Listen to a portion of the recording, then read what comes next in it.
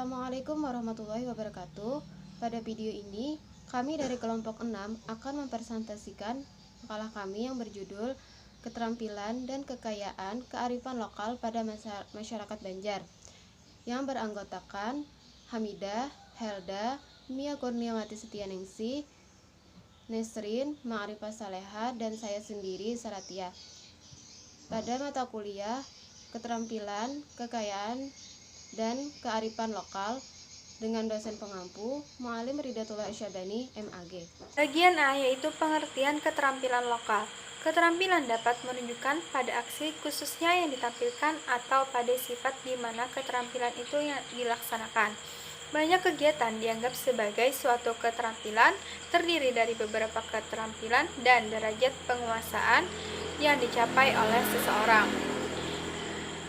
Hal ini terjadi karena kebiasaan yang sudah diterima umum untuk menyatakan bahwa satu atau beberapa pola gerak atau perilaku yang diperluas bisa disebut dengan keterampilan. Misalnya seperti menulis, memainkan gitar, menyetel mesin. Nah, menurut Bambang Wahyudi, keterampilan adalah kecakapan atau keahlian untuk melakukan suatu pekerjaan yang hanya diperoleh dalam praktek. Sedangkan lokal yaitu secara spesifik menunjukkan pada ruang interaksi terbatas dengan sistem nilai yang terbatas pula. Jadi, keterampilan lokal merupakan seperangkat pengetahuan tata cara perilaku terhadap peristiwa yang terjadi di sekitar lingkungannya. Suatu keterampilan lokal dapat dipertahankan atau diberdayakan melalui pemberdayaan komunitas. Suatu pemberdayaan komunitas bertujuan untuk mempertahankan kearifan lokal. B. Pengertian kearifan lokal. Kearifan lokal ini terdiri dari dua kata, yaitu kearifan yang artinya setempat dan lokal yang artinya kebijaksanaan. Adapun menurut Rahyono, kearifan lokal adalah hasil dari masyarakat tertentu melalui pengalaman mereka dan belum tentu dialami oleh masyarakat lain. Nilai-nilai tersebut akan melekat sangat kuat pada masyarakat tertentu dan nilai itu sudah melalui perjalanan yang panjang. Adapun kearifan lokal menurut Abu Bakar adalah kebijaksanaan yang bersandar pada filosofi, nilai-nilai, etika, dan perilaku yang melembaga secara tradisional untuk mengelola sumber daya alam secara berkelanjutan. Adapun tujuan pendidikan kearifan lokal yaitu untuk memberikan bekal pengetahuan, keterampilan, dan perilaku kepada peserta didik agar mereka memiliki wawasan yang mantap tentang keadaan lingkungan dan kebutuhan masyarakat sesuai dengan nilai, aturan yang berlaku di masyarakat, dan mendukung pembangunan daerah serta pembangunan nasional. Yang kedua yaitu untuk memiliki bekal kemampuan dan keterampilan serta pengetahuan mengenai daerahnya yang berguna bagi dirinya maupun orang lain. Yang ketiga yaitu untuk memiliki sikap dan perilaku yang selaras dengan nilai dan aturan yang ada di daerahnya. Selanjutnya yaitu tentang kearifan lokal masyarakat Banjar di Hulu Banyu. Kearifan lokal seperti kearifan lokal religi di masyarakat Hulu Banyu itu dapat dikatakan sebagai Islam Banjar yang warna lokalnya yang khas. Kekhasannya tersebut menjadikan dari berbagai kepercayaan dan praktek ritual yang mereka jalankan. Kepercayaan dan ritual dengan warna lokal ini beberapa telah membuat ikatan solidaritas antara masyarakat Hulu Banjar dan masyarakat Dayak. Kemudian dapat menjadikan sebuah solidaritas yang berlangsung dengan baik tanpa terusik oleh orientasi keagamaan yang berbeda. Salah satu yang menarik dari unik yang banyak terlihat dari kehidupan masyarakat Hulu Banyu adalah kepercayaan tentang foto-foto foto-foto dari tokoh-tokoh ulama, dari tokoh-tokoh pemuka agama. Mereka hampir di setiap rumah yang ada di Hulu Banjar mereka memajang atau pasti terdapat gambar dari tokoh-tokoh ulama tersebut, seperti foto dari Abah Guru Sakumpul. Karena mereka yakin dengan memajang atau melihat wajah-wajah para ulama tersebut dapat dimaksudkan untuk memberikan nuansa yang sakral di rumah mereka, kemudian memberikan suatu kebaikan atau yang bisa mereka sebut tuh apuah lah, keberkahan, mengalap berkah dari gambar-gambar dari tokoh-tokoh pemuka agama. Kemudian selain juga meyakini dengan memajang foto-foto para tokoh pemuka agama tersebut, mereka juga mendatangi atau menziarahi makam-makam dari ulama-ulama tersebut, karena dengan mereka memajang ataupun menziarahi dari pada kuburan atau menziarahi makom-makom para tokoh ulama tersebut, mereka meyakini bahwa akan mendapatkan kebaikan atau apwa dari ulama-ulama terdahulu.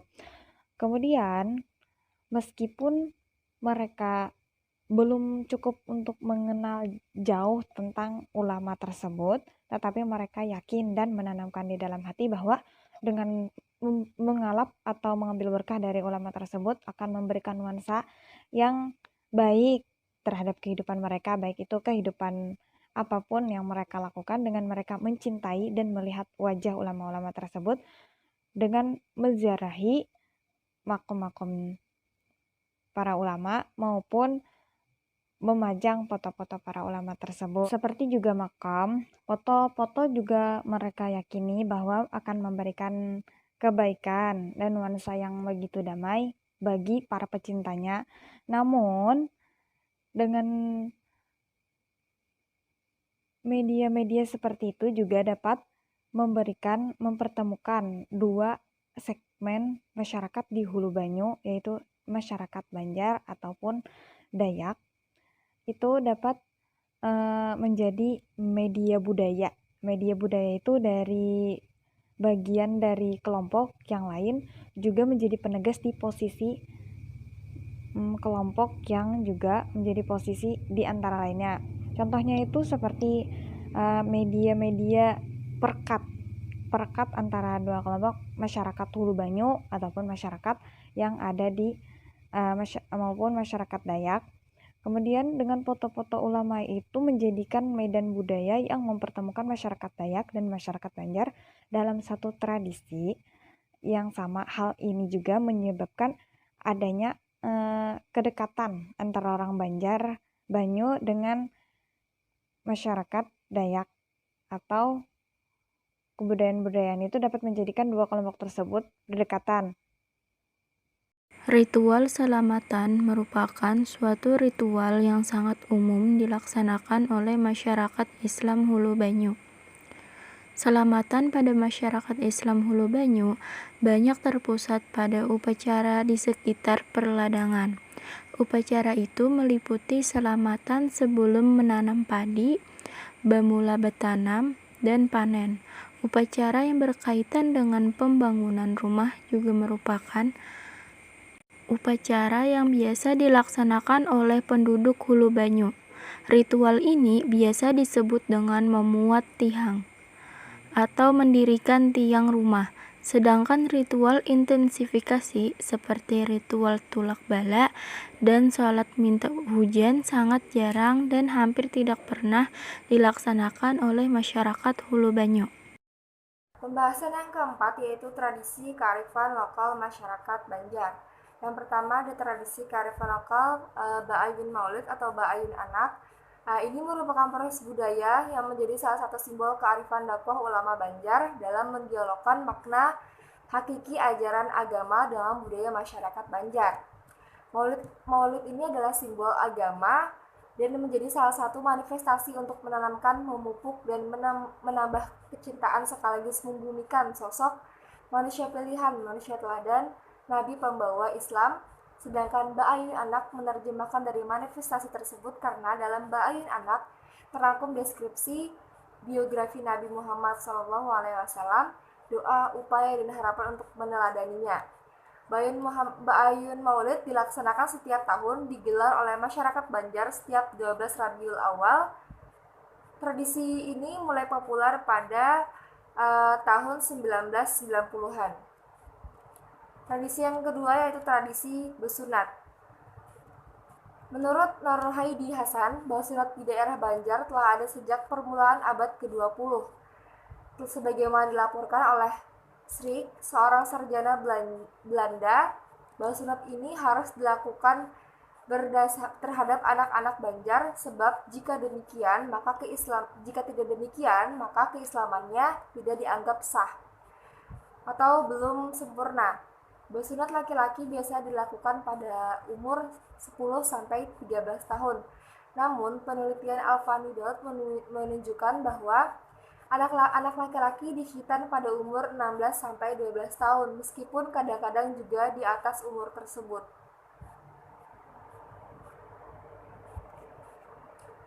Tradisi kearifan lokal yang ketiga yaitu budaya jujuran dalam adat perkawinan Banjar. Budaya